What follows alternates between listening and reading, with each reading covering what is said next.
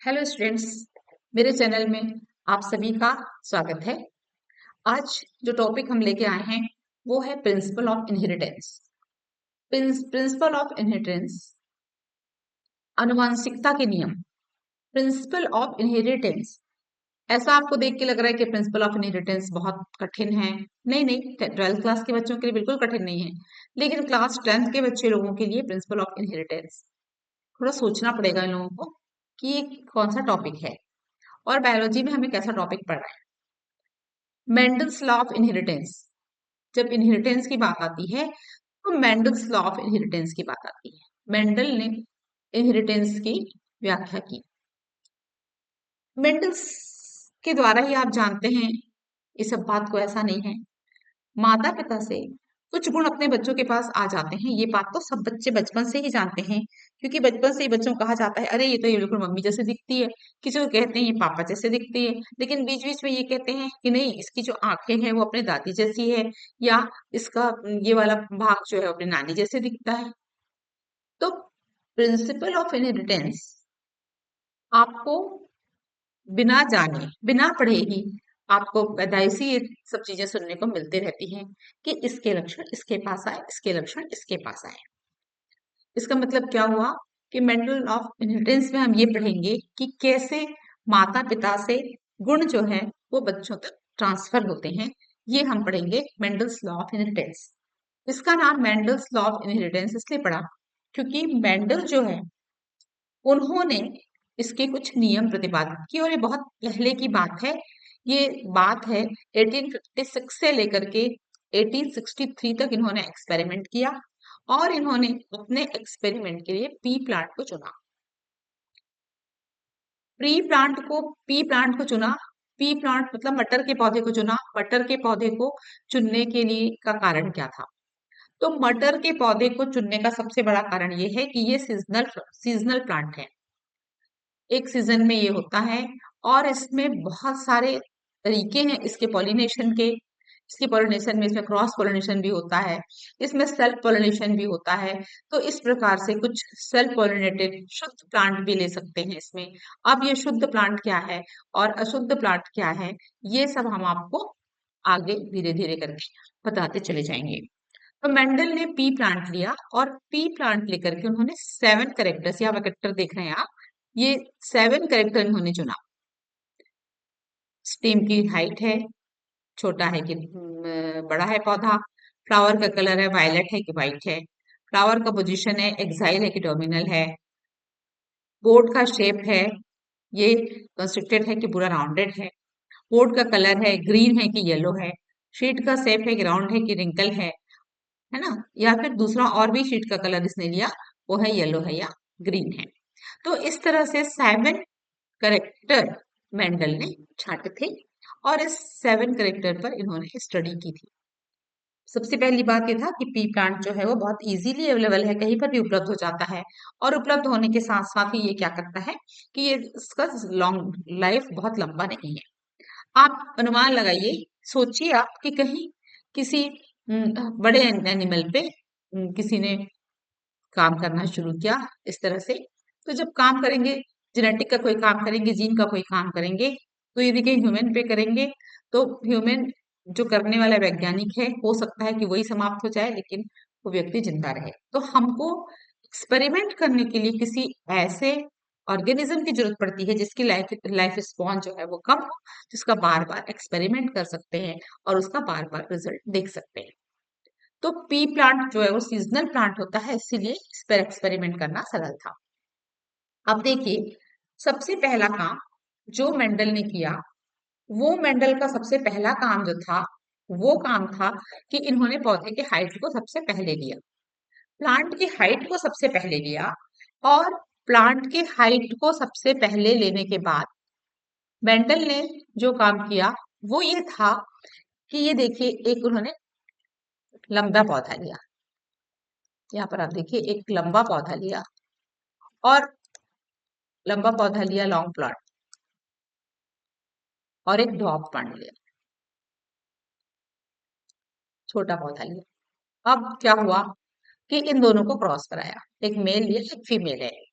अब देखिए जब इन्होंने क्रॉस करवाया, तो जब पहली पीढ़ी को इन्होंने F1 जनरेशन कहा, F1 जनरेशन में सभी पौधे लॉन्ग हो गए, लंबे हो गए, लंबे पौधे आ गए। फिर उसके बाद क्या किया कि जो ये सारे के सारे लंबे पौधे थे, इनको इन्होंने सेल्फ पोलिनेशन करवाया। सेल्फ पोलिनेशन, जब मैं आप लोगों को फ्लावरिंग प्लांट्स का रिप्रोडक्शन पढ़ाया है, तब मैंने आपको बताया है कि सेल्फ पोलिनेशन क्या है और क्रॉस पोलिनेशन क्या है। वो वीडियो पे आप देख लीजिएगा, तो आपको बहुत सरल पड़ेगा। तो सभी लॉन्ग प्लांट हो गए। ऐसी स्थिति में क्या किया इन्होंने, जो F1 जनरेशन में जितने भी पौधे थे, उसको सेल्फ पोलिनेट करवाया, वो खुद से पोलिनेशन हुआ।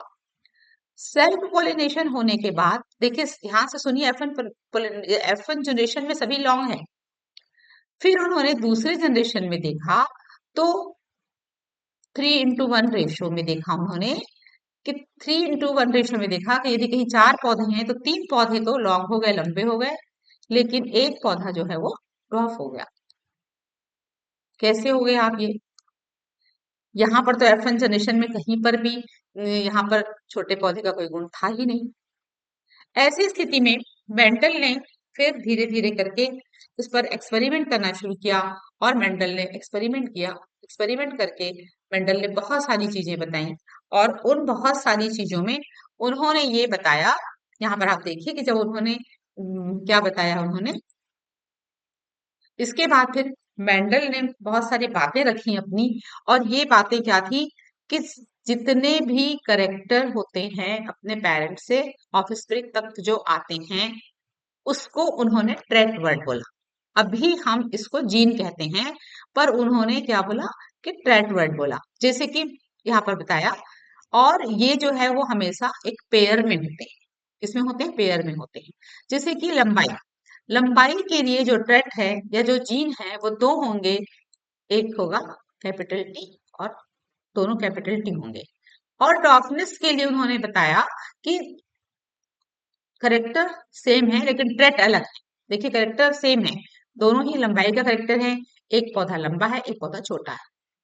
तो लंबाई में दो ट्रेट हो गए, लंबेपन का लॉन्ग प्लांट का तो टी टी, और ड्रॉप प्लांट स्मॉल टी इन्होंने बताया। फिर इन्होंने ये भी बताया फिर इन्होंने ये भी बताया, आगे आगे जब परीक्षण होते गए, टेस्ट होते गए, तब ये पता चला कि ये दोनों जो दो ट्रेट एक साथ हैं, किसी लक्षण के दो ट्रेट एक साथ हैं, उनको एलील कहते हैं। एक एक को उन्होंने क्या बताया कि एलील कहते हैं।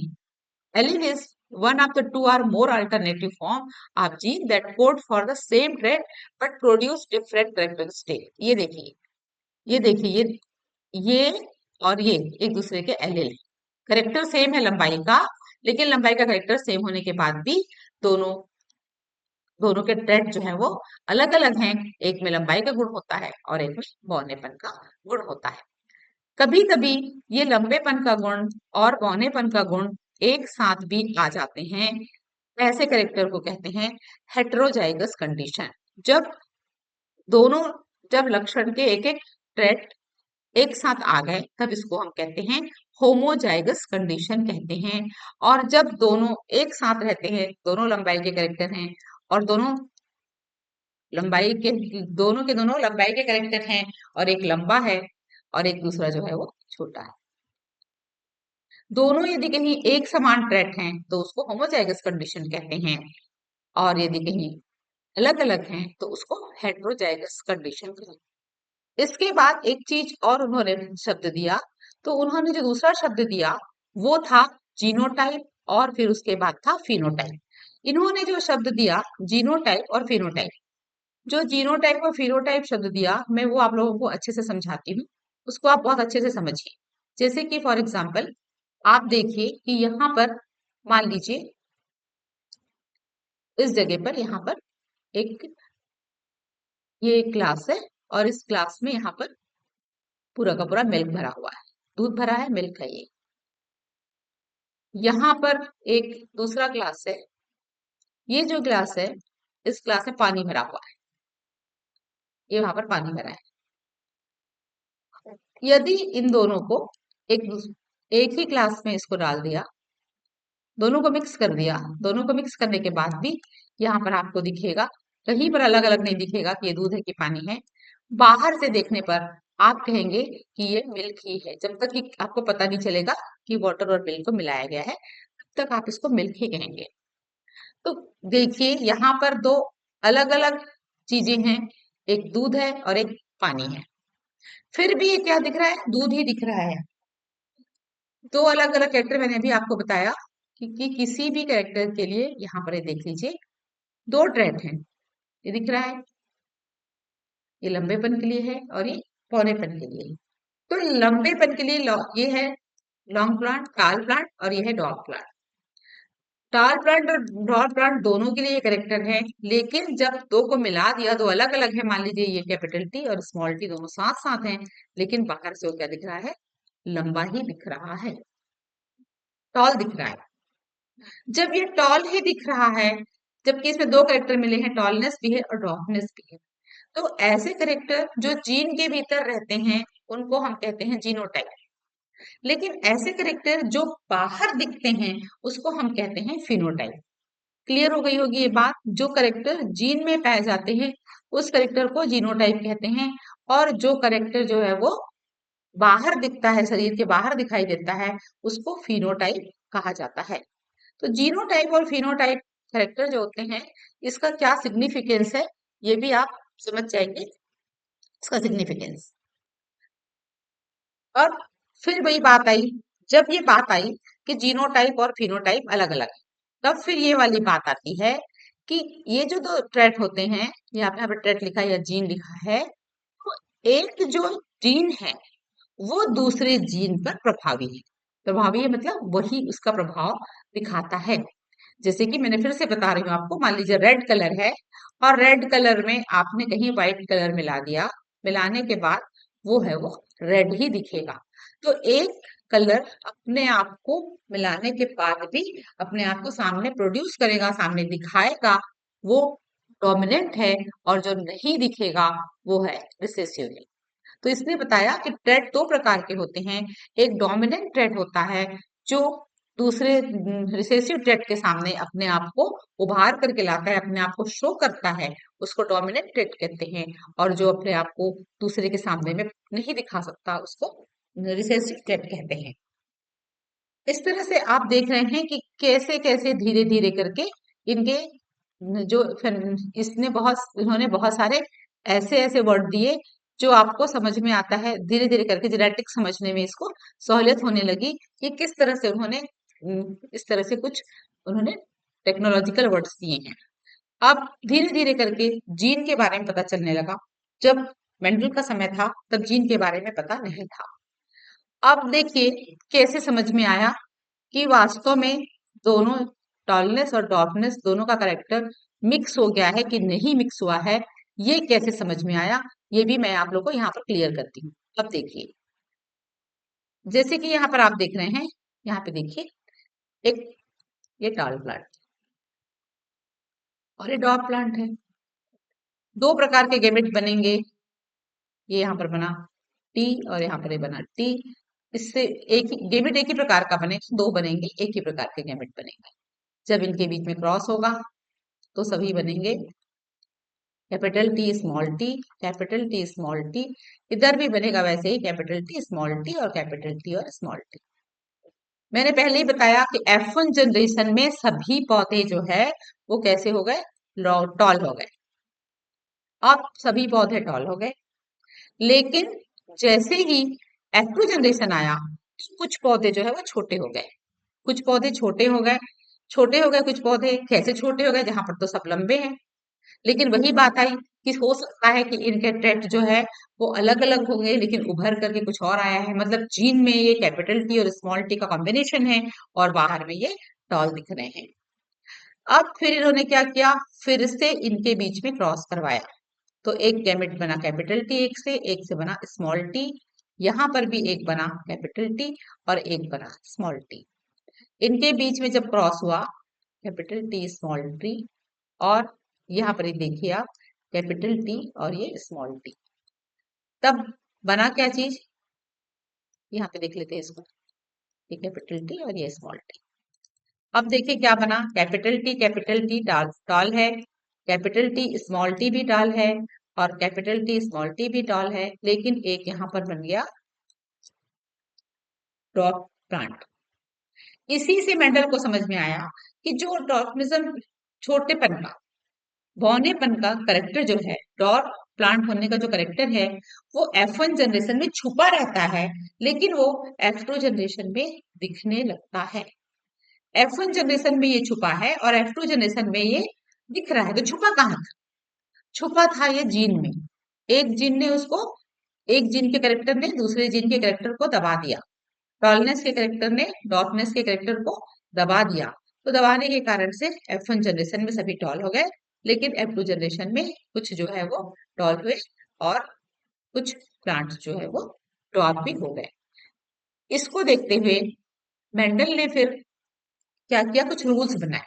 तो मेंडल ने जो रूल बनाए, वो उसका फर्स्ट रूल है, वो ये है कि लॉ ऑफ डोमिनेंस जिसको कहा, जिसमें ये कहा गया कि कुछ करेक्टर्स अपने आप को हेट्रोजाइगस कंडीशन में भी उभार करके लाते हैं। In this similar pair of factor heterozygous condition, one member of the pair is dominant and other is recessive. एक करेक्टर जो है वो क्या होता है, डोमिनेंट है। जो डोमिनेंट करेक्टर होता है वही करेक्टर, जो जो ट्रेट डोमिनेंट होता है वही, उसी का करेक्टर उभर करके आता है। इसको इन्होंने कहा लॉ ऑफ डोमिनेंस। उसके बाद दूसरा करेक्टर इन्होंने देखा, दूसरा उन्होंने रूल दिया। तो दूसरे रूल में इन्होंने दिया लॉ ऑफ सेग्रीगेशन। मैंने जैसे आपको पिछले इसमें बताया था, आपको बना करके दिखाया मैंने आपको कि F1 जनरेशन में सभी प्लांट जो है वो टॉल हो गए, लेकिन जैसे ही F2 जनरेशन आया तो 3:1 यहाँ पर देख रहे हैं आप, 4 यदि हैं तो 3 जो है वो टॉल है और एक डॉफ है। मतलब 75% टॉल है और 25% जो है वो डॉफ प्लांट है। ऐसी स्थिति में ये डॉफनेस का करेक्टर F1 जनरेशन में कहाँ चला गया? वो सिर्फ छुपा हुआ था, वो सिर्फ छुपा हुआ था, वो सिर्फ दबा हुआ था, वो अपने आप को एक्सप्रेस नहीं कर पाया था। लेकिन जब फिर से दोनों दबे हुए कैरेक्टर एक साथ में आए तो उस समय उसने अपने आप को फिर से एक्सप्रेस कर लिया। ये है लॉ ऑफ सेग्रीगेशन। कहने का मतलब ये हुआ कि टॉलनेस और डॉफनेस के जो करेक्टर हैं वो एक दूसरे के साथ रहते जरूर हैं, पर एक दूसरे के साथ मिक्स नहीं होते हैं। This law is based on the fact that all the allele do not show any blending and that both the character are recover as such in F2 generation. यहाँ पे देख रहे हैं आप कैसे F2 जनरेशन में जैसे ही दोनों रिसेसिव कैरेक्टर एक साथ मिले वैसे ही वो फिर से अलग हो गए। तो ये सबको देखते हुए इन्होंने कैरेक्टर दिया, इन्होंने दो रूल बनाए। एक तो पहला रूल है लॉ ऑफ डोमिनेंस और दूसरा रूल इन्होंने दिया लॉ ऑफ सेग्रीगेशन। फिर ये बात यहाँ पर आई कि कैसे पता चलेगा कि कौन सा प्लांट जो है वो टॉल है तो होमोजाइगस कंडीशन में है और कौन सा प्लांट जो है वो हेट्रोजाइगस कंडीशन में है, टॉल प्लांट हेट्रोजाइगस कंडीशन में है। ये कैसे पता चलेगा? ये चीज पता करने के लिए इन्होंने फिर से बैक क्रॉस किया। ये पता करने के लिए इन्होंने जो काम किया वो था, इन्होंने किया बैक क्रॉस। बैक क्रॉस कैसे होगा? यहाँ पर आप देखिए कि बैक क्रॉस कैसे होता है। इसका बैक क्रॉस होता है, ये देखिए F1 जनरेशन में ये मिले हमको दो टाइप के, ये टी मिला है और कुछ जो है वो कैपिटल टी और कैपिटल टी भी हैं। हमको पता कैसे चलेगा कि कौन जो है वो प्योर थे और कौन जो है कौन होमोजाइगस कंडीशन में थे और कौन हेट्रोजाइगस कंडीशन में थे? होमोजाइगस और हेट्रोजाइगस कंडीशन में पता करने के लिए ये देखिए यहाँ पर आप, ये इस प्लांट को लिया इन्होंने टी, हेट्रोजाइगस को लिया इन्होंने टी लिया और यहाँ पर इन्होंने लिया स्मॉल टी। इसको इनके पेरेंटल, इसमें इन्होंने क्या किया, जो इनके पेरेंटल रिसेसिव प्लांट थे, जो डॉर्फिज्म वाले प्लांट थे, जो डॉर्फ प्लांट थे, डॉर्फ प्लांट के साथ में इन्होंने फिर से उसको क्रॉस करवाया। तो डॉर्फ प्लांट के साथ क्रॉस करवाया मतलब ये देखिए टी और ये स्मॉल टी। जब इसके साथ में ये क्रॉस करवाएंगे तो ये देखिए ये कैसे हो गए, ये कैसे हो गए? जब क्रॉस करा तो यहाँ पे ये टॉल प्लांट आए, यहाँ पर टॉप प्लांट आए फिर यहाँ पर टॉल प्लांट आया और फिर यहाँ पर टॉल प्लांट। मतलब क्या हुआ कि हेट्रोजाइगस कंडीशन में टॉपनेस का करेक्टर भी साथ में है, तभी तो वो अपने रिसेसिव पेरेंट के साथ में आकर के वो फिर से उभर जाते हैं। इसमें 50% आपको मिला टॉल और 50% आपको मिला टॉप। किसी भी जनरेशन के प्लांट का अपने रिसेसिव पेरेंट के साथ क्रॉस करवाना, उसने कहा टेस्ट क्रॉस, टेस्ट करने के लिए कि ये टेस्ट करने के लिए कि ये होमोजाइगस है कि हेट्रोजाइगस है। तो आप देख लीजिए कि ये हेट्रोजाइगस है, यदि होमोजाइगस है, ये होमोजाइगस है, इसको कहीं डॉट के साथ में आप क्रॉस करवाते हैं तो सभी के सभी फिर से टॉल प्लांट ही मिलते हैं। क्लियर है बात? हेट्रोजाइगस और होमोजाइगस इन दोनों में अलग अलग करेक्टर हैं ये देखने के लिए। जो पेरेंटल रिसेसिव प्लांट है उसके साथ में इसने क्रॉस करवाया, तो जो हेट्रोजाइगस कंडीशन है, हेट्रोजाइगस कंडीशन वाले जो ऑफस्प्रिंग्स हैं उसमें 50% ऑफ और 50% टॉल है, जबकि होमोजाइगस में फिर से सभी टॉल हो गए।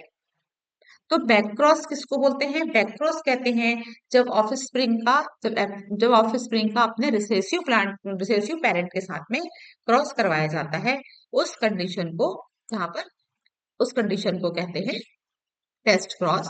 तो इस तरह से इन्होंने टेस्ट क्रॉस किया और टेस्ट क्रॉस करके इस बात को बता ही दिया कि किस प्रकार से रिसेसिव ट्रेट जो होते हैं वो छुपे हुए रहते हैं और छुपे हुए एक जनरेशन से दूसरे जनरेशन तक चले जाते हैं।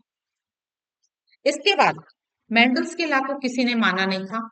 जब तक कि जीन के बारे में पता नहीं चला तब तक मेंडल्स लॉ को किसी ने एक्सेप्ट नहीं किया था। लेकिन फिर से मेंडल्स लॉ वापस से खुला। उसका कारण ये था कि बाद में मेंडल्स के लॉ के कुछ डेविएशन भी दिखने लगे। जैसे कि मेंडल ने क्या कहा था कि मेंडल ने ये कहा था कि जब भी एक करेक्टर डोमिनेंट होता है और एक करेक्टर रिसेसिव होता है, लेकिन ऐसा नहीं हुआ। मिराबिलिस का जो प्लांट था उसके रेड फ्लावर को जब व्हाइट फ्लावर के साथ में क्रॉस किया गया, जब रेड फ्लावर को व्हाइट फ्लावर के साथ में क्रॉस किया गया, तो मेंडल के लॉ के अनुसार से F1 जनरेशन में सभी को रेड होना चाहिए, पर सभी के सभी रेड नहीं हुए, बल्कि क्या हुआ कि कुछ जो है वो पिंक हो गए। अब कुछ पिंक हुए मतलब दोनों करेक्टर मिल गया। यहाँ पर एक कैपिटल आर और स्मॉल आर दोनों करेक्टर मिल गए, तो ये हो गया पिंक कलर। अब इसी को यहाँ पर देखिए, एक कैपिटल है और एक स्मॉल है, ये दिख रहा है आपको। इसको क्रॉस करवाए, सेल्फ पॉलिनेशन करवाए, तो सेल्फ पॉलिनेशन करवाने के बाद एक जो है वो प्योर रेड आया, मतलब इसमें दोनों डोमिनेंट करेक्टर एक साथ में आ गए, और एक प्योर व्हाइट आ गया, मतलब रिसेसिव करेक्टर साथ में आ गए। और यहाँ पर ये फिर से पिंक कलर का हो गया, जिसमें कि एक डोमिनेंट करेक्टर है और एक रिसेसिव करेक्टर है, एक डोमिनेंट करेक्टर है, रिसेसिव करेक्टर। तो मेंडल्स के लॉ में जो हमने देखा था, जो मेंडल ने बताया था कि 3 प्लांट बड़े हो गए, वो भी क्लियर हमको यहाँ पर क्लियर हो जाता है कि जो मेंडल के 3 प्लांट बड़े हुए थे उसमें भी एक प्लांट जो है वो कैपिटल टी था, होमोजाइगस था। 2 प्लांट जो थे वो हेट्रोजाइगस थे, और एक प्लांट जो है वो एक प्लांट यहाँ पर जो आएगा वो ये भी होमोजाइगस होगा। तो F2 जनरेशन में इस तरह की कंडीशन आती है, ये दिखाई देने लगा है मेंडल्स के लॉ पे। तो इस तरह का कंडीशन, जब ऐसा कंडीशन जिस कंडीशन में क्या होता है, ऐसा कंडीशन जिस कंडीशन में दोनों ही कैरेक्टर एक दूसरे के ऊपर डोमिनेट नहीं होते हैं, इसको इनकम्प्लीट डोमिनेंस कहा जाता है। इनकम्प्लीट डोमिनेंस के बाद दूसरा एक और करेक्टर देखने को मिल गया। उसमें ये था कि देखिए ये व्हाइट कलर का एनिमल है, और इस व्हाइट कलर के एनिमल को ब्राउन कलर के एनिमल के साथ में कहीं क्रॉस कराया, तो आप देखिए कि ना वो व्हाइट हुआ ना वो ब्राउन हुआ, बल्कि दोनों करेक्टर उसमें उभर करके आए हैं। इसका आधा पार्ट व्हाइट है और आधा पार्ट जो है वो ब्राउन है या रेड है, जो भी आप कह सकते हैं इसको। इसको कहा गया कोडोमिनेंस। कोडोमिनेंस मतलब दोनों ही करेक्टर एक दूसरे के साथ में दबे नहीं हैं एक दूसरे से, ना दबे हैं ना एक दूसरे के साथ मिक्स हुए हैं जैसे कि इनकम्प्लीट डोमिनेंस में हुआ था, बल्कि ये दोनों ही कैरेक्टर अपने आप को एक्सप्रेस कर दिए हैं। इसको हमने कोडोमिनेंस शब्द का नाम दिया और ये कोडोमिनेंस भी यहाँ पर दिखाई देने लगा।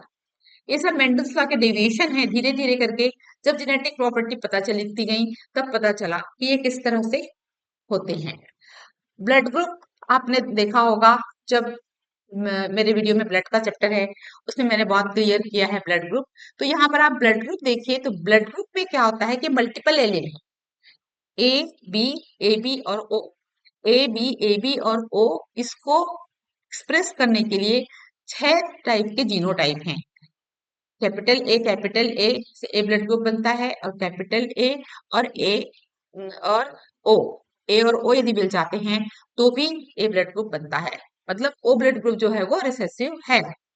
बी और बी साथ में मिलते हैं तो बी ब्लड ग्रुप बनता है, लेकिन बी के साथ में ओ यदि हो जाता है तो फिर वो भी बी ब्लड ग्रुप होता है, मतलब ओ रिसेसिव है। ए और बी दोनों डोमिनेंट है तो यहाँ पर दोनों के दोनों उभर के आते हैं, ए और बी साथ रहेंगे तो ए बी ब्लड ग्रुप बन जाता है। और ओ ब्लड ग्रुप बनने के लिए दोनों रिसेसिव ओ ओ कंडीशन होना चाहिए तभी बनता है। तो जब जब एक करेक्टर को पॉपुलेशन में जब हम देखते हैं तो यदि कहीं एक करेक्टर के लिए बहुत सारे एलील होते हैं तब उसको हम कहते हैं मल्टीपल एलील कंडीशन कहते हैं। और ब्लड ग्रुप का डिटर्मिनेशन जो होता है वो मल्टीपल एलील के थ्रू होता है। ये तो मल्टीपल एलील हो गया, लेकिन ऐसा भी कंडीशन होता है जब केवल एक ही सिंगल जीन जो होता है वो बहुत सारे करेक्टर को लेते हैं। In some case single gene produce more than one effect, एक से ज्यादा इफेक्ट जो है वो दिखाता है। इसमें ये होता है कि जो पी है, पी प्लांट में बीबी बीबी कंडीशन यदि होता है तो स्टार्च सिंथेसिस करता है, और स्मॉल बी होता है तो स्टार्च का सिंथेसिस कम होता है। ये स्मॉल और स्मॉल है, दो एलील होते हैं, एक कैपिटल एलील और ये बी और बी। तो जब होमोजाइगस कंडीशन होता है तो सीड में स्टार्च की सिंथेसिस बहुत ज्यादा होती है, और जब होमोजाइगस कंडीशन रिसेसिव होता है तो उसकी सिंथेसिस कम होती है। लेकिन जब पूरी तरह से मैच्योरेशन हो जाता है तो होमोजाइगस कैपिटल बी कंडीशन जब आती है तो सीड राउंड हो जाते हैं, और स्मॉल बी होता है तो रिंकल होते हैं, और दोनों एक कैपिटल और एक स्मॉल कंडीशन होता है तो इंटरमीडिएट भी हो जाते हैं। तो इस प्रकार से एक ही जीन के द्वारा एक से अधिक कैरेक्टर को जब इफेक्ट किया जाता है तो ये कंडीशन भी होता है। एक कंडीशन आपने देखा, मल्टीपल एलील का कंडीशन देखा कि एक करेक्टर को एक से अधिक जीन इफेक्ट करते हैं। यहाँ पर आपने देखा कि एक जीन एक से अधिक करेक्टर को भी इन्फ्लुएंस करते हैं। तो इस तरह से आपने देखा कि मेंडल्स के लॉ में किस प्रकार से धीरे धीरे डेविएशन आने लगा था, और भी ज्यादा मेंडल्स के लॉ को स्टडी करने के लिए इंटरेस्ट भी होने लगा था। अभी तक जो आपने देखा वो अभी तक आपने देखा, मैंने जब भी बात किया आपको तो एक ही कैरेक्टर के बारे में बात किया, कभी टॉलनेस के बारे में बात किया, कभी रेड फ्लावर और व्हाइट फ्लावर के बारे में बात किया। यदि एक ही कैरेक्टर के बारे में बात किया जाए या केवल एक ही कैरेक्टर को लेकर के स्टडी किया जाए तो उसको कहा गया मोनो हाइब्रिड क्रॉस। लेकिन जब एक से अधिक कैरेक्टर को लेकर के बात किया जाए तब उसको कहते हैं डाई हाइब्रिड क्रॉस। अब डाइहाइब्रिड क्रॉस कैसा है ये आप देखिए कि डाइहाइब्रिड क्रॉस जो होता है उसमें क्या किया इन्होंने, एक लिया टॉल प्लांट और ये है फ्लावर का कलर वायलेट और वाइट, यहाँ पर डॉट प्लांट लिया और ये है स्मॉल बी जो है वो व्हाइट कलर दिखाता है। जब जनरेशन F1 जनरेशन में होगा तो एक ही प्लांट बनेंगे, ये बनेगा आपको ये, मतलब क्या हुआ है टॉल और वायलेट बन गया।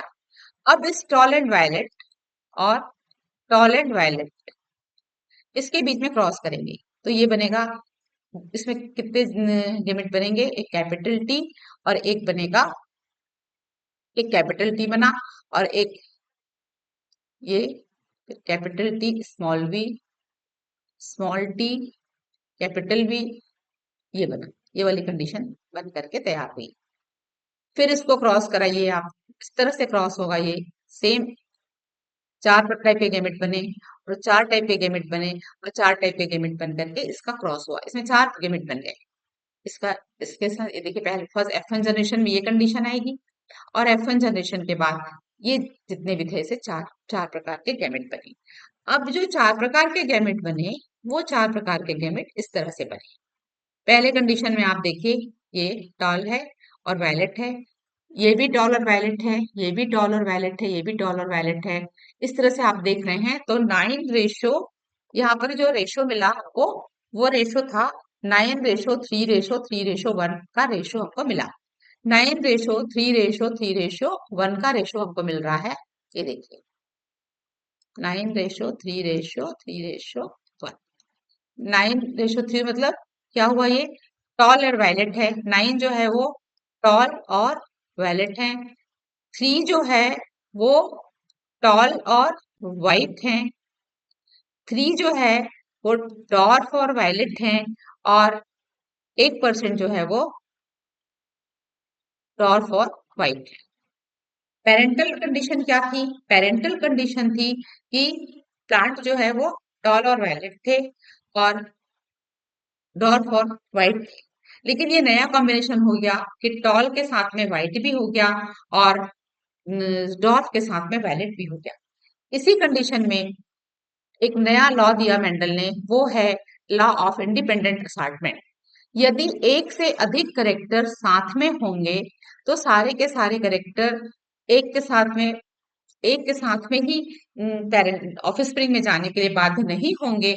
वो अपने कॉम्बिनेशन को चेंज भी कर सकते हैं। वो जब गैमेट का फॉर्मेशन होता है तो वो इंडिविजुअली एक दूसरे से सेपरेट होकर के भी गैमेट का फॉर्मेशन कर सकते हैं। ये कंडीशन कहलाता है लॉ ऑफ इंडिपेंडेंट असॉर्टमेंट। और लॉ ऑफ इंडिपेंडेंट असॉर्टमेंट ये जो है आपको दिखता है जब हाइब्रिड क्रॉस होता है, उस समय ये आपको देखने को मिलता है। इस प्रकार से आपने देखा कि मेंडल ने 3 ला दिया। एक तो दिया उन्होंने लॉ ऑफ डोमिनेंस दिया, फिर उन्होंने दिया लॉ ऑफ प्यूरिटी का दिया, और तीसरा उन्होंने दिया लॉ ऑफ इंडिपेंडेंट असॉर्टमेंट का लॉ भी उन्होंने दिया। मेंडल्स के लॉ से कुछ डेविएशन भी हुए, ये हम अगले वीडियो में देखेंगे। और आप अगले वीडियो तक लगातार आप मेरे वीडियो को देखते रहिए और जेनेटिक्स के बहुत सारे पार्ट भी आपको बताए जाएंगे। जब आप लोग सीबीएसई या छत्तीसगढ़ बोर्ड, किसी का भी बोर्ड का जब एग्जाम देते हैं, तो बोर्ड के एग्जाम में जो छोटे छोटे क्वेश्चंस मैंने आपको बताए हैं, बहुत सारे छोटे छोटे क्वेश्चंस मैंने आपको बताए हैं, ये सारे के सारे क्वेश्चन भी ये सब बहुत पूछे जाते हैं। टेस्ट क्रॉस क्या है, बैक क्रॉस क्या है, ट्रेड क्या है, एलील क्या है, हेट्रोजाइगस कंडीशन, होमोजाइगस कंडीशन, ये सब चीजें पूछते हैं। इनके साथ ही साथ ऐसे भी पूछ सकते हैं, जैसे कि मैंने आपको बताया था कि यदि कहीं दो टाल टॉल प्लांट हैं, एक टॉल प्लांट होमोजाइगस टाल प्लांट और होमोजाइगस डॉल प्लांट को क्रॉस करेंगे तो क्या कंडीशन होगी, ये आप क्लियरली बता सकते हैं, बना सकते हैं इस वीडियो को देखने के बाद। ये होमोजाइगस टॉल है और ये हेट्रोजाइगस टॉल है। इन दोनों के क्रॉस करने पर कैसे ऑफस्प्रिंग मिलेंगे आप बता सकते हैं। या पूछेगा कि हेट्रोजाइगस टॉल और होमोजाइगस डॉल प्लांट को क्रॉस करेंगे तो क्या होगा। इस तरह के बहुत सारे क्वेश्चन जो है वो आपको घुमा घुमा के पूछ सकते हैं और इन सब का आंसर देना आपको सरल होता जाएगा। आप इसी तरह से लगातार मेरे साथ बने रहिए और वीडियो आप देखते रहिए। Thank you very much.